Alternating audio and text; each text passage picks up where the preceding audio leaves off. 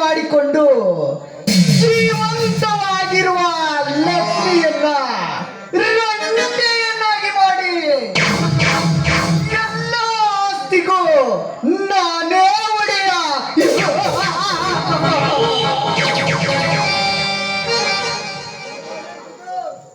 ಮಣಿ ಮಣಿ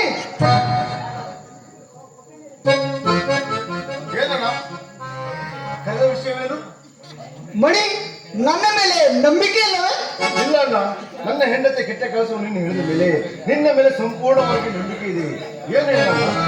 ಹಾಗಾದರೆ ನಿನ್ನ ಹೆಸರಿನಲ್ಲಿರುವ ಸಂಪೂರ್ಣ ಆಸ್ತಿಯನ್ನ ನನ್ನ ಹೆಸರಿಗೆ ಬರೆದುಕೊಡುವೆಯಾ? ಆಯ್ತಣ್ಣ, ನನ್ನ ಹೆಸರಲ್ಲಿದ್ದೇನು ನಿನ್ನ ಹೆಸರಲ್ಲಿದ್ದೇನು ಪೇಪರ್ ಕೊಡು.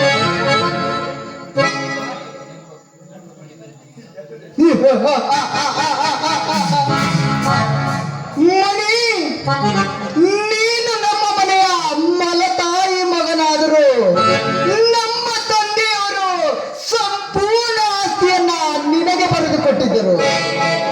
ನನ್ನ ವಿಶ್ವನ ಉಪಾಯದಿಂದ ಅವ ಎಲ್ಲ ಆಸ್ತಿಯನ್ನ ನಿನ್ನ ಹೆಂಡತಿಯ ಆಪಾದನೆಯನ್ನು ಹೊರಿಸಿ ನನ್ನ ಹೆಸರಿಗೆ ಬರೆದುಕೊಟ್ಟೆ.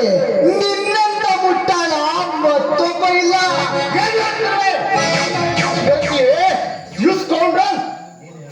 ನೀನು ಹೇಳ್ತಿರೋದು ನಿಜವೇ?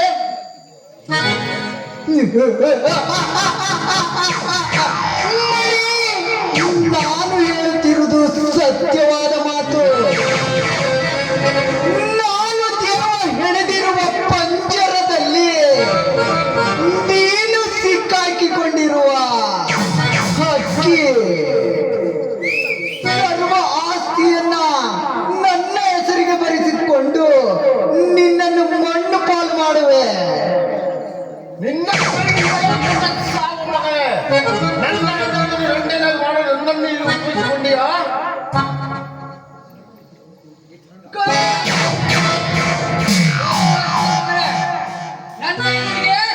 ಕೋವಿ ತೋರಿಸಿ ಬರ್ತಿರ್ಲೇ ಮಗನೇ. ನೋಡು, ನಿನ್ನ ಅಟ್ಟಹಾಸವನ್ನು ನೋಡಿ ನೋಡಿ ನಮಗೆ ಈ ರೀತಿ ಆಗಿದೆ. ಈ ಸಂಸಾರಕ್ಕೆ ಕೊಳ್ಳಿರುವ ನೀವು ಕೊಲೆಘಾತಕರು. ಬೇಡ ರಣಧೀರಾ, ಬೇಡ, ನಮ್ಮನ್ನು ಕ್ಷಮಿಸಿ ಬಿಡು. ನಮ್ಮನ್ನು ಸಾಯಿಸಬೇಡ ರಣಧೀರಾ. ನಿನ್ನನ್ನು ಕ್ಷಮಿಸಬೇಕೆ? ನಿನ್ನಂತ ಕುನ್ನಿಗಳನ್ನು ಕ್ಷಮಿಸಿದ್ರೆ ನಮ್ಮ ಸಂಸಾರಕ್ಕೆ, ನನ್ನ ಆತ್ಮಕ್ಕೆ ಅವಮಾನ. ನೋಡು, ನಿನ್ನನ್ನು ಕ್ಷಮಿಸಲು ಸಾಧ್ಯವಿಲ್ಲ.